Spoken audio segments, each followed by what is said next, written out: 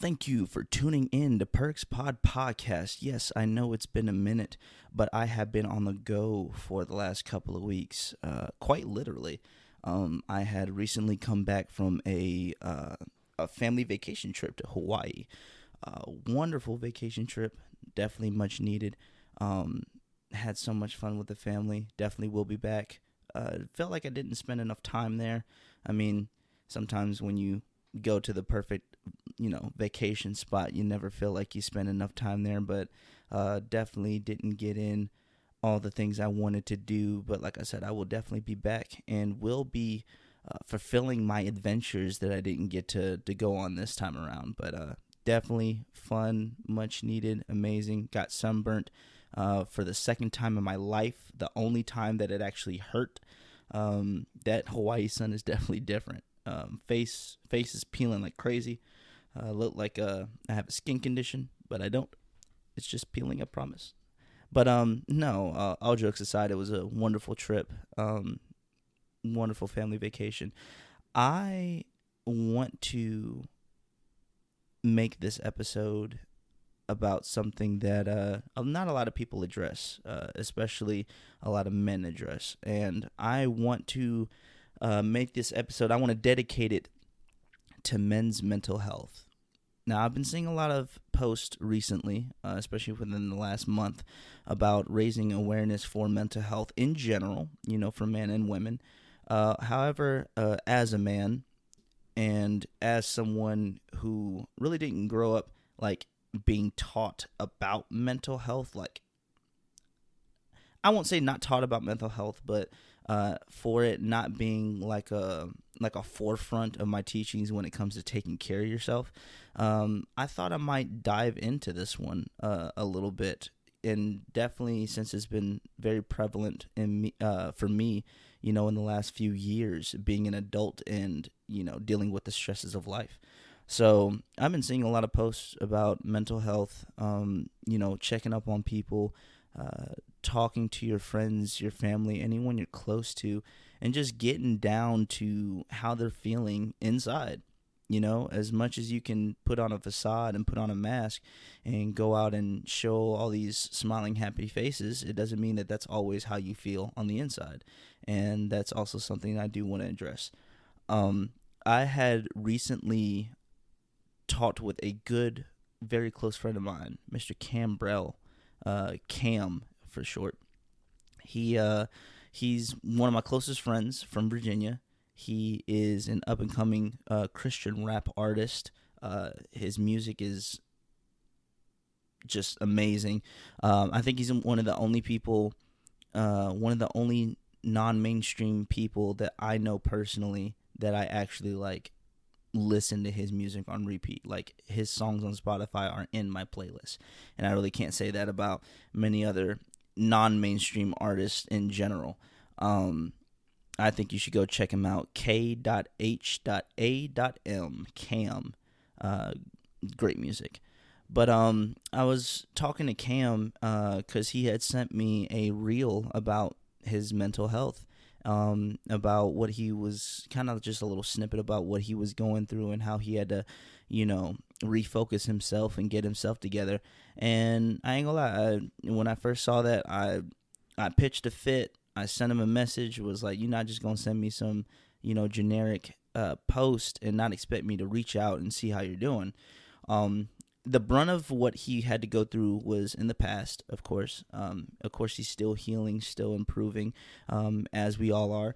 And me and him had a conversation on his live just about mental health and, what we went through, especially since the pandemic.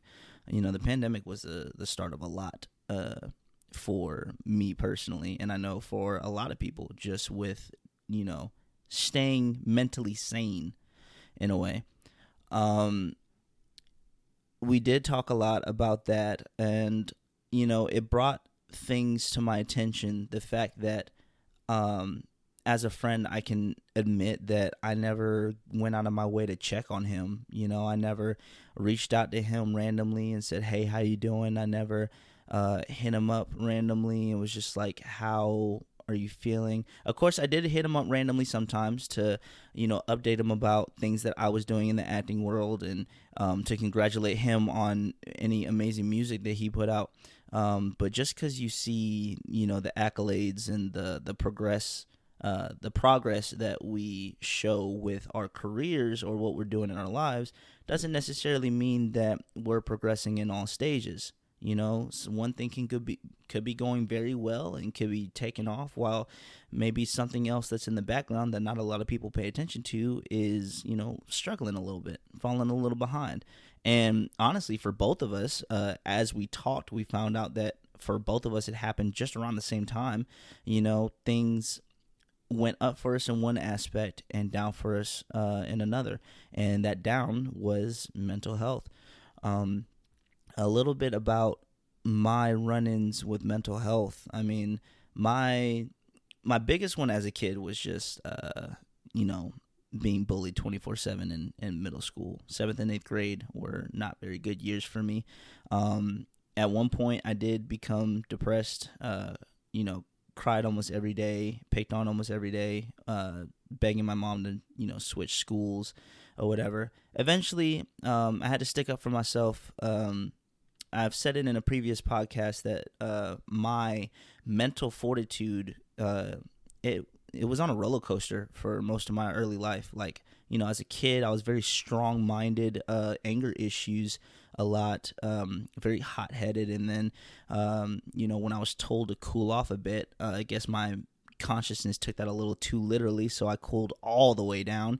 Reaching into my preteen years, I became a softie, man. I didn't know how to stand up for myself anymore. I let things get to me too easily. I became almost a pushover. And then, somewhere in that middle end of 7th grade, going into 8th grade year, I found my balance, of not being a butt, but also not letting anyone just say or do what they please. At least not without dealing with me first. So, I ended up finding my middle ground. And I used to think that was, my worst run-ins with mental health. And then the past 2 years came. Pandemic did a lot for everyone. For me, it didn't hit me mentally first. It hit me physically. So when the pandemic happened, I was with my then girlfriend for almost a year. I think the world shut down a little bit before our 1-year anniversary, like a couple months before our 1-year anniversary, and a couple months before we officially moved in together. So the world shut down.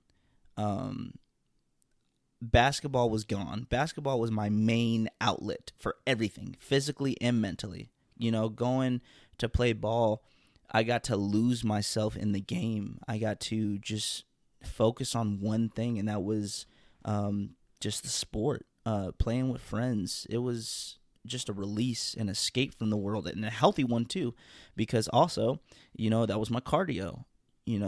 Basketball at one point has saved me personally, even when I was going through my stuff in middle school, when it seemed like I had no friends, when it seemed like all I was there for was to get bullied and picked on. I was overweight. I was just out of sorts mentally and physically. And then I decided to start going to the gym and playing ball. And I made friends on the court, friends I didn't have before. And I got to have fun. And even the most frustrating games were still not as mentally taxing as what I had to deal with at school or with the assholes at the park. And it was basically, basketball definitely helped save me when I was a kid. And then basketball just kept being my peace. Even like I said, even with the most frustrating of games, when it came to bickering with people or games that we should have won and ended up losing and getting frustrated with whoever we were playing with, it was still fun and enjoyable. And as long as you definitely played or didn't play with the wrong people, you still enjoyed it. And when that, got taken away, it took away my escape, it took away my workout, it took away everything. So I found myself in a house doing nothing but go to work, eat, sleep, doing chores and household things, and being with my girlfriend. And that was all hunky dory and everything. I'm not going to get into it because this isn't about my relationship, but we had certain things that went on in the relationship that started to chip away at my mental health as well. The fact that we were stuck in the house together all the time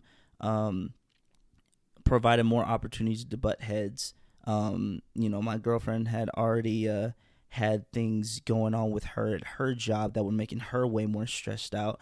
And it was just a lot. And I was okay for a long bit of it. I was okay for a while, and then I reached a point to where I had hit a rock bottom before I realized I did. And when I was talking with my friend Cam, he basically said it was the same way for him, where he didn't realize how low he had got until it kind of blew up in his face. And that's what it did for me, where I finally had my run-in with real depression as an adult. And the sense of being overwhelmed and having so much on your plate and having so many expectations and so many things you got to do, on top of the fact that the world is different, it's crazy, it's constricting and in its own way, and just other elements that I had going on thanks to my relationship, it just all came crashing down at once. And I didn't realize how bad it was for myself internally until I had a moment. One day, me and my girlfriend were having an argument over the phone while I was at work, and this is when I was working overnights at Lowe's, and it was to a point where, not to badmouth anyone or anything, but it got to a point where I felt like my then girlfriend wasn't listening to me. I felt like she was almost refusing to listen to me and listen to what I had to say. And I was trying to get my point across, and I just kept getting cut off and kept getting told that, whatever I was feeling wasn't valid, or I just made it just felt like she didn't think it was valid. And eventually I kind of just snapped. I snapped while at work. I yelled. Well, I didn't really yell, but I kind of raised my voice, and just, I didn't cuss at her or anything, or I didn't call her out her name, but I just basically told her that she wasn't listening to me, and I can't stand this. So I hung up on her. I turned off my phone. This was about an hour before I got off. As soon as I got off, I rushed to a gas station, and I got some drinks. And then I stopped in, I think it was like the U-Haul parking lot. That's like right down the street from my job. And then I drank, got drunk, and just stayed in the parking lot. Now, mind you, I get off at 4. And then in my drunkenness, I broke down crying again. I turned on my phone. I called her, told her to come get me because I definitely was in no position to drive. And that was at like 7:30 in the morning. So that's like, I cut off my phone an hour before I got off. So that's like 4.5 hours that she couldn't get in contact with me. Had no idea what I was doing. No idea where I was. Ended up taking me back, and in the shower, I ended up having this moment where I was like crying and laughing at the same time. I couldn't think straight. My brain was just all over the place, and I don't know. It was just the weirdest, most desperate feeling I've ever had, and I didn't know how to really like process it. And I just had moments where I would stop crying and I would start laughing, and the next thing you know, in my laugh, I started crying again, and I did that like freaking 4 or 5 times before I finally fell asleep. And that was my biggest moment, where after I woke up, I realized, oh crap, that's what that was, depression hitting me. And it was it wasn't fun at all. You know, it's not a feeling I miss whatsoever. Not a feeling I definitely will never go back to. And after that, there was just a lot of things I had to work out. There's a lot of inner inner complications that I had to, you know, come to terms with and talk with myself about. I ended up getting better before the relationship ended. I got a lot better, and I thought we were getting better, you know, when the whole thing ended. But you know, things didn't work out that way. I realized that, you know, the relationship just wasn't for me anymore, so I had to cut it off. Um, and then after I did that, it was definitely the road to recovery for me. After that, you know, I got back living with, you know, my mother or whatever. Got back into my own space per se, and after a while, I realized that because when I had broke up with her, it was when I was at Geico. So I had the Geico job. I was working full time, and I was, you know, basically doing the whole eat, work, and sleep thing cycle again. And even when I left the situation with my ex, even though one weight was lifted, I still had that going on. We were still filming. Me and Philip were still filming Midnight when all that went down. Very weird couple of days after that breakup happened. And just, you know, just so much I had to work through and think about. So after I left, you know, the working the cycle, the eat, work, sleep, it didn't feel good to me. I felt like I was still stuck in a cycle, the one that I wanted to get away from. So at the end of 2021, you know, I told myself that I'm gonna leave the 9 to 5 scene, because as much as it is nice to have financial stability, not only do I not see myself working 9 to 5s for the rest of my life, I don't know, I had to free myself a little bit. So I think like the last couple of days of 2021, I think it was December 30th or 31st, I signed out for the last time in Geico and officially became a full-time actor. For the first 3 months of 2022, I didn't do crap. I'm not gonna lie to you. I think I was owed some rest for like the first month, but after that, I should have got back on some kind of horse of making money, and that's what I did.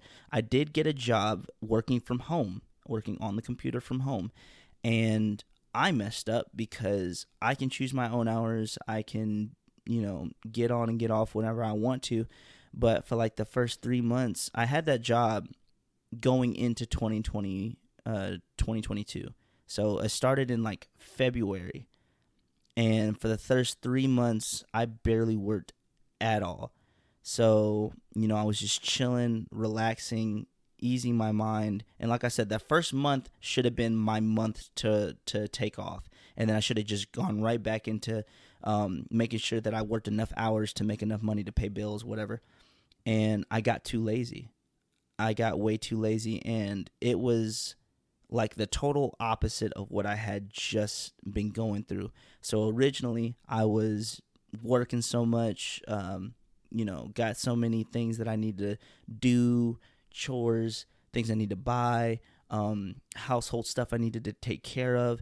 And when I didn't have to do any of that, I think my brain really like took advantage of it and shut down.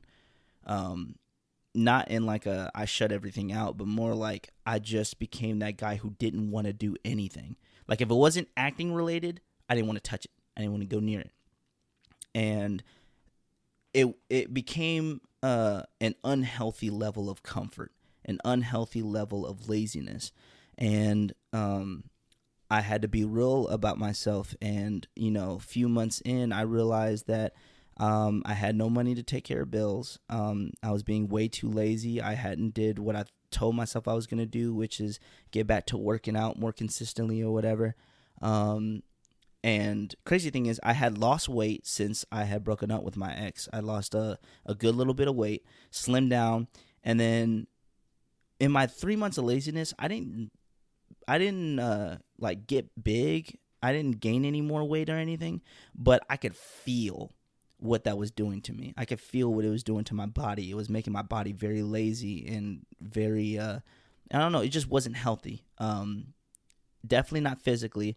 I thought it was being healthy mentally because I got to release and de-stress, but you don't need 3 months to de-stress, you know? I just took it. I took an inch and I made it into a mile when I didn't need to, or I shouldn't have. And I think that was because of when you have so much sensory overload, with doing the things that you're doing and living your life, and when you get basically the opportunity to just not do anything, I just took way too much advantage of it and let it consume me at one point. So in order to get out of that, I had to do something that I haven't done in a while, which is actually go somewhere to actually work. So I started working back at Cracker Barrel, my second job. They accepted me back in a heartbeat. I work as a server and a cook there. One of the reasons why I went back there is because I knew I was going to be able to manipulate my own hours with acting. If things pop up last minute all the time, and I needed to be somewhere where I could still make money, but if I needed to, say prioritize acting, I wouldn't like lose my job, or they wouldn't be like, hey, you're just, you're doing too much and you're too much of a liability. We need to let you go. And I knew that Cracker Barrel, I could go there for that. And I explained everything to the managers. They understood, signed me back on. So I started working back there and started getting back into a working groove, making enough money to make sure that my bills are taken care of. Yeah, I slipped up every now and then with paying for stuff. Still needed a little bit of assistance here and there. But my thing is, with this whole story that I'm telling you, with the whole path that I took, one thing that I can say for sure is that right now I'm not at the most financially stable I've ever been. I will not claim to be. However, I am probably the happiest I've ever been in my adult life. Even more so after I came back from, this trip in Hawaii. I had a lot of time to reflect there. My second day there, I put in my headphones and I sat on the beach in the water a little bit. Headphones are waterproof, so I wasn't scared about that. But I put in my earbuds and I listened to music. And at first it just wasn't really, working for me. Like I have a song that I go to that helps me push out all the negative emotions that I have. It's the Weekend by Mac Miller and Miguel. A great song, and usually that song always gets whatever ill emotions that I have behind the tears, any tears I have built up that I just need to let go. So that song usually gets it, and I played it, and it wasn't working, and I was like, I wasn't super stressed out, or I wasn't overly overwhelmed or anything, but I knew you can feel when you have a weight on your conscience, when you have stuff that's weighing on you and that you just need to let out, but you don't know how to let out at the moment. When there's stuff like that, and I knew it. So I was like, I need to let this out, because when I went on that trip, I told myself I was not going to think about what I have to do when I get back. I don't want to think about anything outside of Hawaii. I want to enjoy it, fully immersive. I stayed away from my phone almost the entire trip. Wish I could have stayed away from it more, but I wanted to keep my phone away. I didn't want to take pics, didn't want to take vids. I wanted to live in the moment and just be one with the vacation, and I've never done that. And, a day and a half later, I'm still thinking about outside. I'm still thinking about the things I got to pay for when I get back. I'm still thinking about, how I got to set up my schedule at work when I get back. I'm still thinking about what I got to do, the auditions I got to submit and stuff. And I was just like, yo, this ain't working. And when I put on that song, nothing happened. And I was just like, why isn't anything working?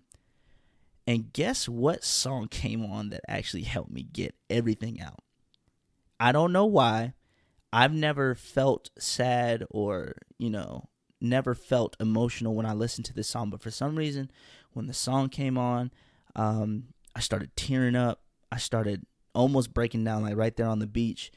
It was Apparently by J. Cole. Apparently by J. Cole. And the bar, I wouldn't say the bar, the verse that really got me like tearing up hella quickly and just like really feeling it, was when he goes, I keep my head high. As soon as he said that line, I keep my head high, I got my wings to carry me. As soon as that, verse started, it really got to me. And on the beach, I had my moment. And then after the song was done, when I tell you, I felt so like, it's probably the first time I can remember having an absolutely clear mind. Like nothing was on it. And it felt amazing. And for the rest of this trip, I didn't think about the outside world at all. The only thing that dealt with the outside world was just making sure I kept track of how much I was spending. But other than that, man, like, it was so necessary, so needed. And even coming back from the vacation, I've never felt so clear in mind before in my life, like knowing what I need to do and just not having an ounce of, any type of bad vibe, bad feelings on me at all. And then if I have anything that either irritates me or annoys me, it immediately goes away, like even quicker than usual, because I'm a very optimistic person. So I never really harped on things a lot. But even now, it's just in and out, bad thoughts in and out, if they even, come to mind. And I know I'm fresh off vacation. I'm still just a couple days out of coming back to the mainland, but the weightlessness of not feeling overwhelmed or not feeling like I have a lot of stuff to do, even though I do have a lot of stuff to do, it doesn't feel like it because I've freed my mind from just letting everything pile on at once. And man, I just physically and mentally feel better after that trip. It was amazing. And I kind of went off on a tangent there, but I am happier than I have been when I was more happy than I ever was when I was working full time. And I learned to kind of prioritize my mental health over a lot of things. Yes, financial stability will be something that I'm continuously working on, something that needs to be a solidified virtue within how I live. However, mental health has come to be more important to me, because what good is all the money in the world? What good is all the stability in the world when you look in the mirror when you get up and you either hate what you're looking at, can't stand what you're looking at, or just pity what you're looking at? What good is that? I'd rather walk around here with a couple cents in my pocket with my head held high and not a care in the world than walk around with a stack full of cash but feel like I'm all alone, or feel like there's no reason to have the cash, So that mental health, man, it's a lot more important than what I realized when I was growing up. And it's definitely something that I want to talk with my kids about. My future kids will, I will converse with them about mental health. I'm gonna make sure that I drill in them how important it is to talk to me, to let these things out, to make sure that even if you're not comfortable talking with me or your mom, like have someone that you can talk to about whatever's going on. Because man, if you got friends that truly care about you, that truly are in your corner, that is a special thing, whether you think it's rare or not.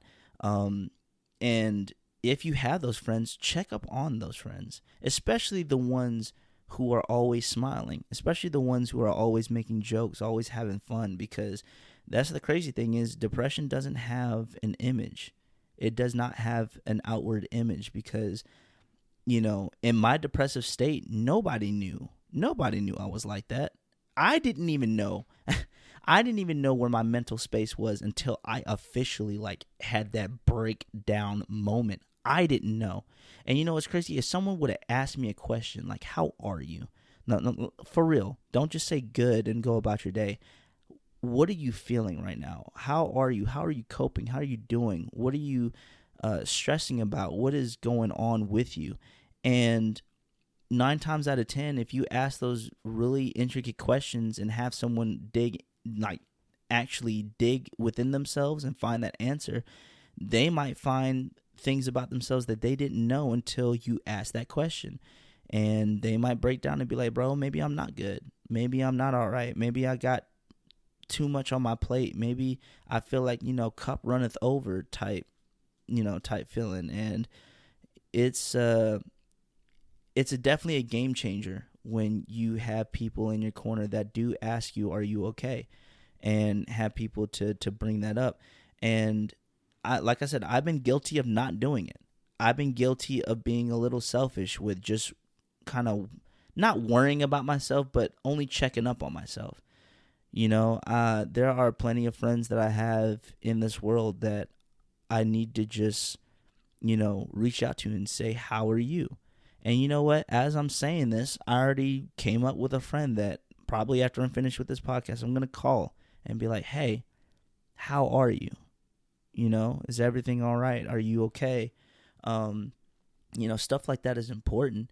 A mental checkup every now and then is definitely necessary. At least every few months, especially if you got a lot going on. Like if you got things constantly changing and things constantly being added and taken away from your plate, switching up like the weather, you really need to have that checkup pretty often, at least once a month, if not once a week, because the human brain is a powerful thing. The human conscious is a powerful thing. When you're having things happen on a consistent basis, sometimes, just like I said, you don't know the full scope of, what your consciousness is taking in and how it's processing it. So even though you can feel like you're handling everything, and you may be handling everything physically, but, each obstacle and each process chips away at your mental space. And you need time and recuperation and good moments to help build those chipped away pieces back up.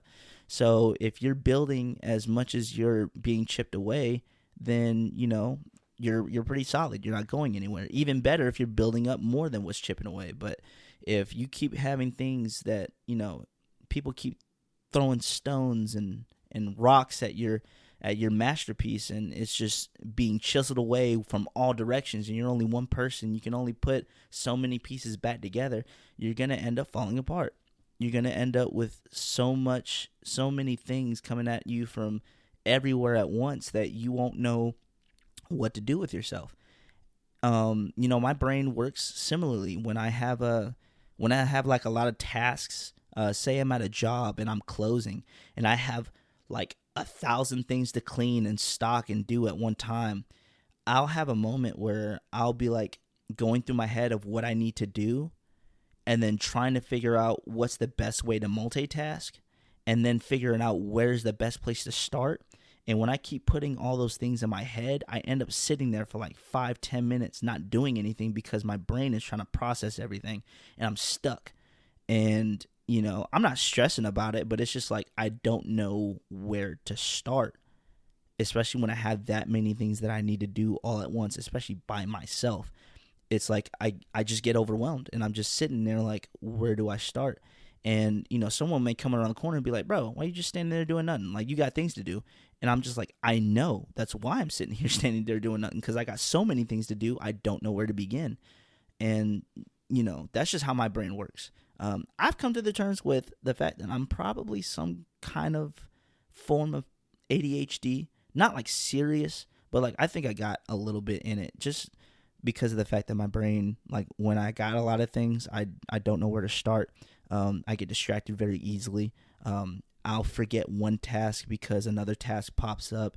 And sometimes if I'm not meaning to stack tasks in my memory, then I'll forget the task. Like if I'm at work, if I'm serving, and I know that multiple people are asking for multiple things, I'll say in my head, okay, I need to get this, this, this, and this. Let me remember what the other person got so I can get it all at once. Then I can remember to do a lot of things and a lot of tasks. But if I'm just like, doing a chore, and then like someone comes over and they're like, hey, I need you to do this as well. Oh, okay. And then I run into something that I forgot to do earlier that I need to do, and I'm not like verbally saying out loud, like, hey, I got to remember to do all these things, I'll start forgetting the first thing I was asked to do, or forget once again what else I had to do. And that's just, my brain goes all over the place. But yeah, just the constant bombardment from everything you got to do in life, it takes its toll. It takes its toll. And at the same time, you never know what anyone is going through. And like I said, sometimes the people with the biggest smiles and the biggest, brightest attitudes may be the ones that are going through it the most, because you don't know if their, joking nature, if their hyperactivity, if that stuff is a way to cope with the bad stuff they got going on, or, could be just be their personality. But there's nothing wrong with asking a person, hey, how you doing? Are you okay? Now, don't go off the deep end immediately and be like, I heard that, people with your type of personality tend to be the most depressed. So are you depressed? Yeah, don't do nothing like that. But, just check on somebody. Just be like, hey, just wanted to know, how you doing? Is everything going good? How's your day? How's your week been? Has anything been, overly stressful or whatever? It's nice to do that. And I find joy in helping other people. So, like, I'll talk to people, and sometimes they'll come to me about their problems. And I've had this a lot where people apologize, sorry for putting my problems on you, or sorry for, hitting you with all this information. And I actually enjoy it. I'm just like, no, don't apologize, because me giving you advice and you receiving the advice well, and actually, telling me that what I'm giving you is helping you, that boosts me up right there. However, it is also nice once in a while to get something like that from, someone else, for someone else to be like, hey, how you doing? Because, no matter how much me giving out that type of energy boosts myself up, I don't get as much energy from boosting others. I don't get as much energy as the energy that I give out to boost them, if that makes sense. So I'm expending, say, I don't know, like I'm expending 15 bits of energy to give them advice. They get happy and they tell me that I really helped them out. I maybe get like 10 bits back. So I'll give out 15, I get 10 back. And doing the things I like to do on my own, my hobbies, my stuff, that, boosts my bits up of course, boost it up bit by bit. But even having all that, if I have a lot of things going on my outside, a lot of obstacles, a lot of things that are getting thrown at me, especially in the financial world, then those start to take away a lot. And sometimes getting that extra boost from other people, it definitely gives you a little bit of extra strength. Talking to people, especially people that genuinely care for you, that give you genuine advice, that just show you a lot of love, that goes a long way. Because humans, we're not meant to be solitary creatures. We're not. Those people who say that I'll do it on my own, I'll do it by myself, I don't need anybody else to talk to, blah blah blah, that's BS, because you're gonna hurt yourself doing that. And for the people that say that they don't want to talk to other people because they don't want to put their stuff on other people, also BS. Now, I'm not saying, you thinking that way is BS. I'm just saying the fact the thought of you putting your problems on other people is BS, because you're not putting your problems on other people. You're explaining what's going on in your life to them. They have every capability of either giving you advice, saying, "Nah, that's too much drama, I'm gonna stay out of it," or just ignoring you. Like, they have that ability. So if you have someone that tells you you can come to them, go to them, bruh. Like, okay, so if you got somebody that says you can come to me about anything, take them up on that. Take them up on that. Have faith that they actually can until they prove that they can't. Trust that they can listen to what you got to say, give you advice without being stressed out themselves by your problems, because that's what it is. It's your problem. So if someone goes out their way to say you can come to me and talk to me about anything, please take them up on that. Take them up on that. And if they end up being the type of people that, like, okay, you got too much baggage, or I can't give you no advice, then they weren't the type of people that you needed to go to in the begin with, and now you know. Now you know. But I would say, even if that does happen, even though it can be discouraging, don't give up on other people that are close to you that may say the same thing, that may say you can come to me about it. Take people up on those things, because if you do, you're going to find out who's actually in your corner. You're going to find out who actually knows what the hell they're talking about. And you're also going to find out what people are able to speak with your soul the best. Because, I've had people that say, hey, you can come to me about these things. And I do come to them about these things.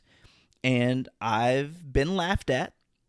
I've been, kind of brushed off, but I've also had people that have helped me through the toughest of times. And now I'm in a position to where me being laughed at, me being brushed off, that's never going to happen again, because I have my circle that I've grown to trust and that I know has my back. And if you keep yourself from talking to other people or going to people about your problems, you're never going to experience that. And when I tell you, it's the most wonderful feeling having those friends that you know have your back, that you know you can talk to about anything. I'd rather go through those trials, be laughed at, have those people that turns out I couldn't trust, and find that group that really has my back, than to never go through that and just wallow in my self-pity and wallow in the things that are weighing me down by myself. It's so much easier. It takes longer. It does take longer, and it does take a couple of disappointing conversations. It does, unless you're like really lucky. But it's worth it. It's worth your mental health, because I'd rather. It's the same thing as, take your mental health as a percentage. If it's a 0%, you're like complete depressed, don't want to live anymore. 100% couldn't be happy in your life. If you go through what I went through, you're going to have that 50%, a couple of 30s, and then, live out the rest of your life with 70% or higher, because you have that group. But if you don't, you're constantly going to be like at 50% or lower. You're constantly be at that 30, that 40%, because you have no one to talk to, or you refuse to talk to someone about the things that are going on inside that noggin of yours. So you got to reach out.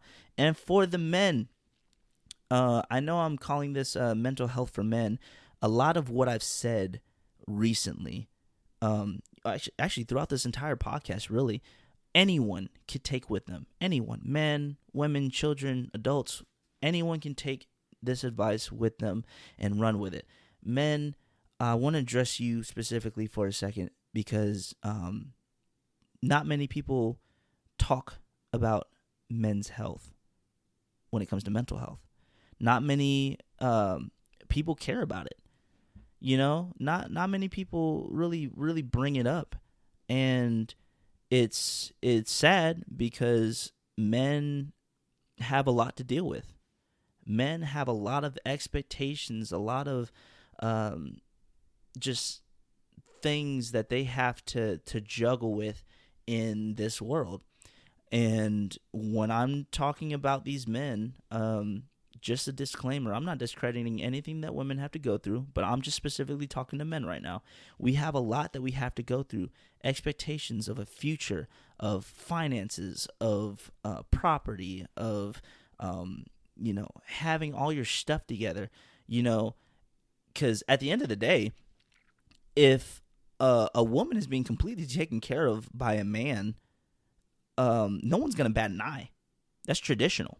No one's going to bat an eye at all. But if a man is being completely taken care of by a woman, it's immediately, he's immediately emasculated. He's immediately talked about. He's immediately, put to shame. Yeah, people in his family and his friends might be like, bro, you're basically a house husband. You're being taken care of. And you know what? If you're in that position and it works best for you and your relationship and your family situation, shoot, so be it. But it's the fact that when I say that, you do realize that that's one of the double standards with men, is that, us being taken care of by our female counterparts is not praised. It's not something that's praised. It will never be praised. Even if it works for you, it still won't be praised. And those expectations of being a man of the household, a protector, a leader, a financial stabilizer, that is a lot to take on. And it could affect anyone's mental, any man's mental, before you even get to that stage. It's affecting my mental, and I don't even have a family. I don't even have a significant other. I don't have a child. I don't have a crazy amount of bills to pay for. But it's the fact that in the future, that's what I want. I want a family. I want a wife. I want children. I want a house of our own. So I have to plan for that. I have to worry about the decisions that I'm making today and making right now. Is that going to support, my ability to support that in the future? Now, right now, I have more room for error because of the fact that I don't have any of those things. I have more time to figure out what I can and can't do. I have more time to figure out, to be bold, to be risky with my decisions.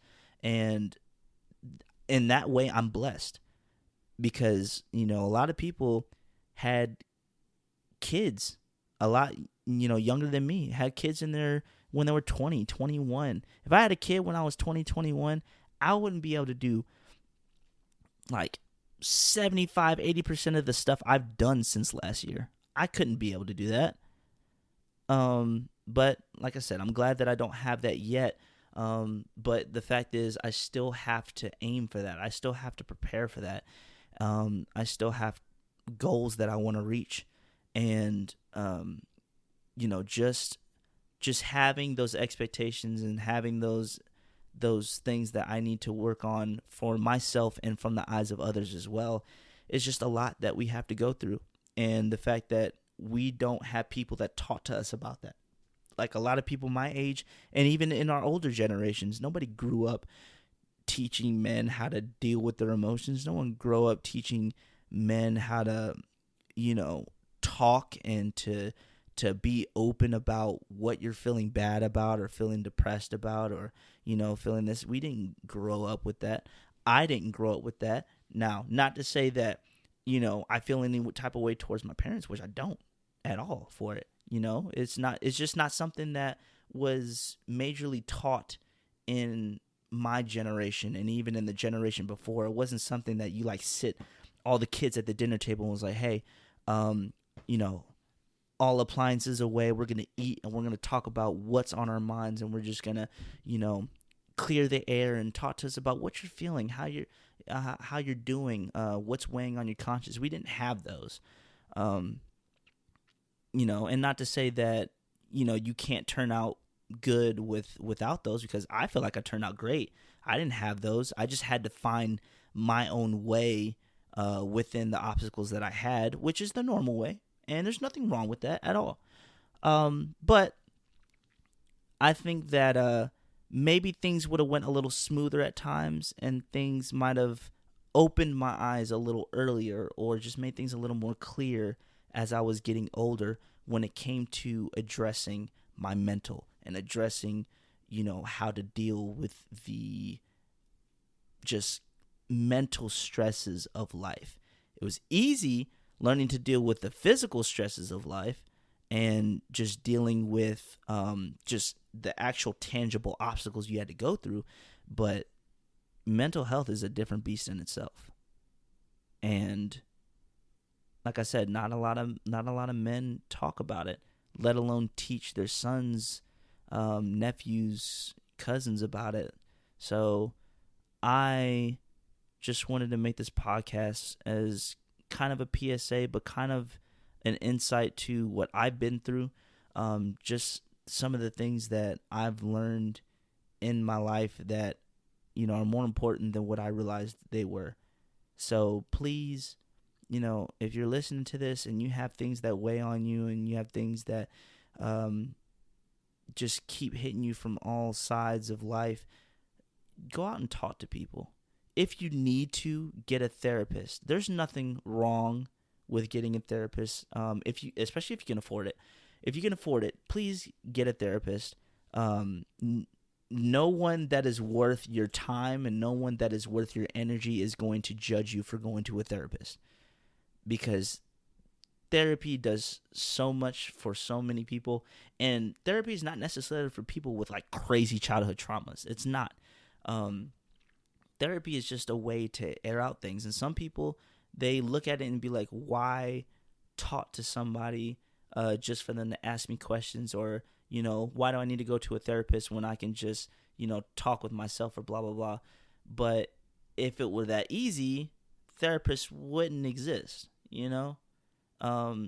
Sometimes it takes an outside source and an outside set of eyes to really look into yourself and be honest. Because that's the things that we don't do with ourselves. We can see what's going on. We can see what's making us feel this way. We can see what we might need to do to fix these issues. But if we're not completely honest with ourselves and not completely determined, we're just going to put everything off. We're just going to keep everything bottled up inside. Or, worst case scenario, we're going to trick ourselves into thinking that we've fixed the problem or are fixing the problem, and we're really not. So, go out there, talk to people, ask your friends how they're doing. Find the silver lining in everything. There's a silver lining in everything. No matter how bad it is, no matter what you go through, there is a silver lining. You cannot have light without darkness. You cannot have darkness without light. Sometimes one feels more overwhelming than the other, but it's never that way for too long, and also prepare yourself, because just how the darkness doesn't last forever, the light doesn't last forever either. You're going to have seasons. Everyone has seasons in their lives. Nothing lasts forever. So just prepare yourself, talk to people, do exercises, find the hobbies that help you escape. Healthy hobbies. Nothing involving needles, please. But yeah, just find those things. Enjoy yourself. Breathe every once in a while. Find something that really clears your mind. I have taken up an interest in orchestral music. I've been listening to orchestra music recently, and for some reason, I'm starting to get tired of listening to all my playlist with words.